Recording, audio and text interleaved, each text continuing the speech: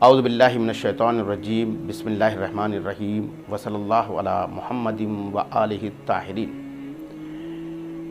ماہ مبارک رمضان کا آخری جمعہ عالمی یوم قدس کے عنوان سے منایا جاتا ہے۔ عالمی یوم قدس کیا ہے؟ یہ وہ دن ہے جو ایک مرد آزاد کے ذریعے سے پوری دنیا کے آزاد طلب انسانوں کے لیے قرار دیا گیا۔ یوم قدس یعنی بیت المقدس کی آزادی اور فلسطینیوں کی حمایت کے لیے ایک ایسا دن کہ جس میں دنیا کے تمام آزادی کے متوالے آئیں اور ظلم اور بربریت کے خلاف احتجاج کریں، اور دنیا کی اس مظلوم قوم کو جسے اپنے وطن سے نہ صرف یہ کہ بے دخل کر دیا گیا ہے بلکہ اس کو بھلا دینے کی کوشش کی گئی۔ امام خمینی نے اس بھولائی گئی قوم کو دوبارہ زندہ کیا اور مقدسات کی حفاظت کے لیے دنیا کے لوگوں کو بیدار کیا، کیونکہ مقدسات کی حفاظت سے ہی قومیں محفوظ رہتی ہیں۔ مسئلہ فلسطین دنیا کے لیے ایک ناسور ہے۔ مسئلہ فلسطین پورے انسانی سماج کا ایک دردناک معاملہ ہے۔ جب ایک قوم کو خود اسی کے سرزمین سے نکال باہر کیا جاتا ہے اور اسے جلا وطنی کی زندگی گزارنے پر مجبور کر دیا جاتا ہے، نہ جانے کتنے لوگوں کو بے دردی کے ساتھ تہہ تیغ کر دیا جاتا ہے۔ یوں تو 17ویں صدی سے ایک منصوبے کے تحت یہودیوں کی مہاجرت فلسطین کی طرف موڑی گئی، لیکن جب عرب کے اوپر برٹن کا قبضہ ہوا تو یہ مہاجرت اور اس مہاجرت میں اور تیزی پیدا ہو گئی۔ مسئلہ یہ تھا کہ جس طریقے سے ہندوستان انگریزوں کے قبضے میں چلا گیا اور اس کی ایک کالونی قرار پایا، اسی طریقے سے یہ عرب کے علاقے جو کہ سلطنت عثمانیہ کا حصہ تھے، لیکن بڑی طاقتوں نے بانٹو اور حکومت کرو کے عنوان سے عربوں کو قومیت کی بنیاد پر ترکی سلطنت سے جدا ہونے کے لیے ان کی حمایت کی اور ان کے اندر تعصب پیدا کیا کہ تم عرب ہو اور تمہارے اوپر ایک ٹرکی کے لوگ سلطنت کرتے ہیں، اور اس طریقے سے مختلف نیشنلزم کی تحریکیں پیدا کی گئیں اور ان سے وعدہ کیا گیا کہ ہم تمہارے لیے عرب ریاست کا وعدہ کرتے ہیں۔ لیکن عربوں نے خلافت عثمانی کے خلاف سازشیں کیں۔ نتیجہ کیا نکلا کہ برٹن اور فرانس کی حمایت سے خلافت عثمانیہ کا تسلط تو ختم ہو گیا، لیکن خود عرب ٹکڑوں ٹکڑوں میں بانٹ دیے گئے اور انہیں آزاد ملک کی حیثیت سے نہ دے کر کے برٹن اور فرانس نے انہیں خود اپنے درمیان بانٹ لیا، اور اس طریقے سے فلسطین، عراق اور جارڈن جس کو اردن بھی کہتے ہیں وہ برٹن کی کالونی قرار پایا اور وہاں پر برٹن نے قبضہ کر لیا۔ جب فلسطین پر انگریزوں کا قبضہ ہو گیا تو یہودیوں کی مہاجرت میں اور تیزی لائی گئی۔ ظاہر سی بات ہے کہ اب برطانیہ کے زیر تسلط جو ملک آ گیا ہو اور جہاں کی حکومت انگریزوں کے قبضے میں رہی ہو، تو ان کی حمایت سے فلسطینیوں کے اوپر ظلم بڑھا دیا گیا۔ نتیجے میں ان کو اپنی سرزمین سے بے دخل کیا گیا اور دنیا سے لائے گئے یہودیوں کو بسایا گیا، ان کو مسلح کیا گیا، اور ان یہودیوں کو یہ چھوٹ دی گئی کہ وہ قتل عام کرتے جائیں اور علاقوں پر قبضہ کرتے چلے جائیں۔ نتیجہ یہ نکلا کہ جو یہودی جو ہیں وہ فلسطین میں 5 یا 6% سے زیادہ نہیں تھے، وہ دنیا سے لا کر کے اور ان کو مسلح کر کے اتنا ان کو طاقتور بنایا گیا کہ وہ 57% زمین کے مالک بن گئے، اور جب 57% زمین کے وہ مالک بن گئے اور فلسطینیوں کو ان کی سرزمین سے بے دخل کر دیا گیا،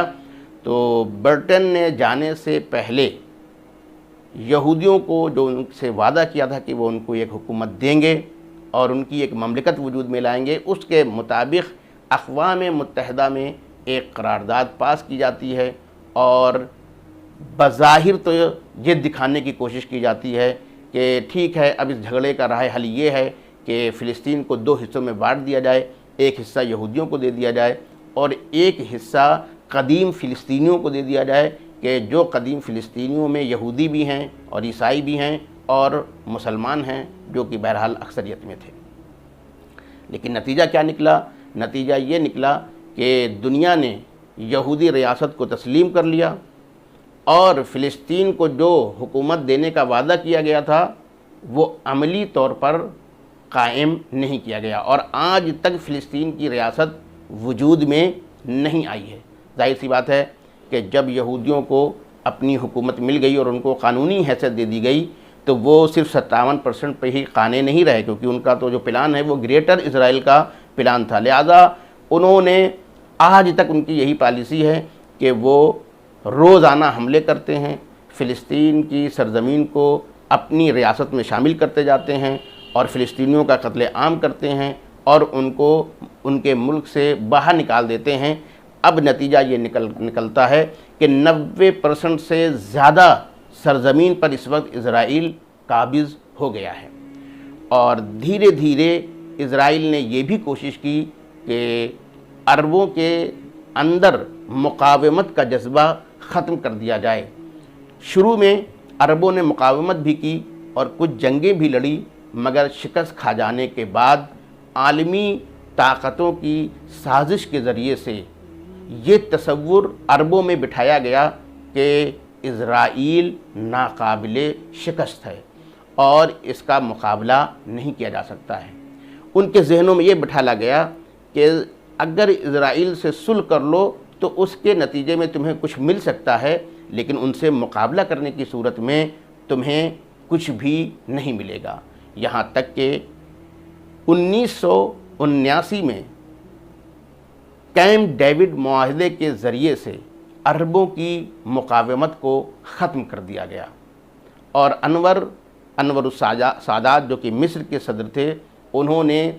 کیمپ ڈیوڈ معاہدے کے ذریعے سے اسرائیل کو ایک قانونی ملک کی حیثیت سے قبول کر لیا،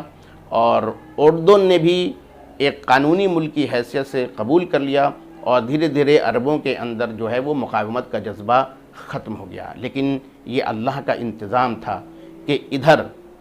1979 میں کیمپ ڈیوڈ معاہدے کے ذریعے سے جب عربوں نے اسرائیل کے وجود کو تسلیم کر لیا اور صلح اور سازش کے ذریعے سے مسئلہ فلسطین کو ہمیشہ کے لیے ختم کرنے کی کوشش کی گئی، تو اللہ نے ایران کی سرزمین پر اسلامی انقلاب کو کامیاب کیا، اور یہ دونوں ایک ہی سال وجود میں آئے ہیں۔ کیمپ ڈیوڈ معاہدہ بھی 1979 میں ہوتا ہے، اور انقلاب اسلامی ایران کامیاب بھی 1979 میں ہوتا ہے، اور امام خمینی نے اسرائیل کی سفارت خانے کو اپنے ملک سے باہر کر دیا، اور جو اسرائیل کا سفارت خانہ تھا اسے فلسطینیوں کے حوالے کر دیا، اور آپ نے فلسطین کی حمایت کا وعدہ کیا اور تمام مسلمانوں کو آواز دی کہ وہ ماہ رمضان کے آخری جمعے میں آئیں اور فلسطین اور بیت المقدس کی آزادی کی حمایت کریں۔ جس مسئلے کو بھلا دینے کی کوشش کی گئی تھی، جس مسئلے کو دنیا کے نقشے سے ختم کر دینے کی کوشش کی گئی تھی، اسے امام خمینی نے دوبارہ زندہ کیا، اور ان عربوں کے درمیان یہ تصور پیدا کیا کہ اسرائیل کو شکست دی جا سکتی ہے، اسرائیل کو ہرایا جا سکتا ہے، اسرائیل کا مقابلہ کیا جا سکتا ہے۔ لہذا فلسطینیوں کے اندر مقاومت کی تحریک کو تقویت ملتی ہے۔ ممکن ہے کسی کے ذہن میں سوال آئے کہ ہم کیوں ہر سال یوم قدس منائیں، اس کا کوئی فائدہ بھی ہے؟ اس کا فائدہ تو ایک یہ ہے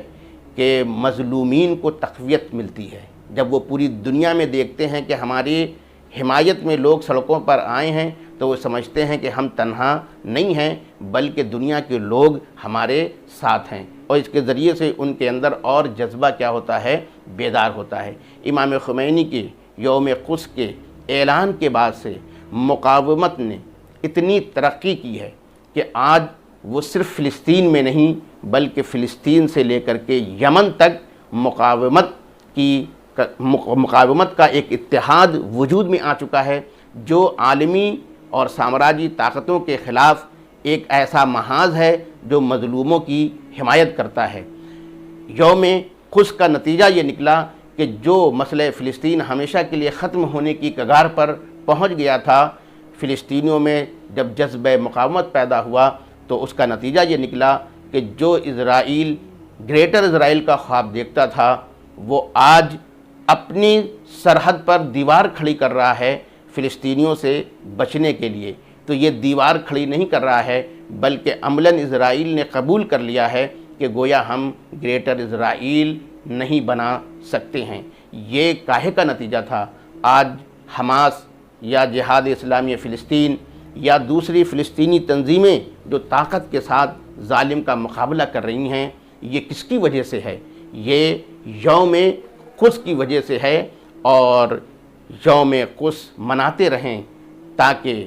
ظالم کو احساس ہوتا رہے کہ مظلوم کے حامی زندہ ہیں، اور جب تک مظلوم کے حامی زندہ ہیں تب تک ظالموں کو سکون نصیب نہیں ہو سکتا ہے۔ انشاءاللہ ایک دن مقاومت کے نتیجے میں صہیونی ریاست کا خاتمہ ہوگا اور بیت المقدس آزاد ہوگا، اور اس آزادی کے ساتھ گویا انسانیت کی آزادی وابستہ ہے۔ والسلام علیکم ورحمۃ اللہ۔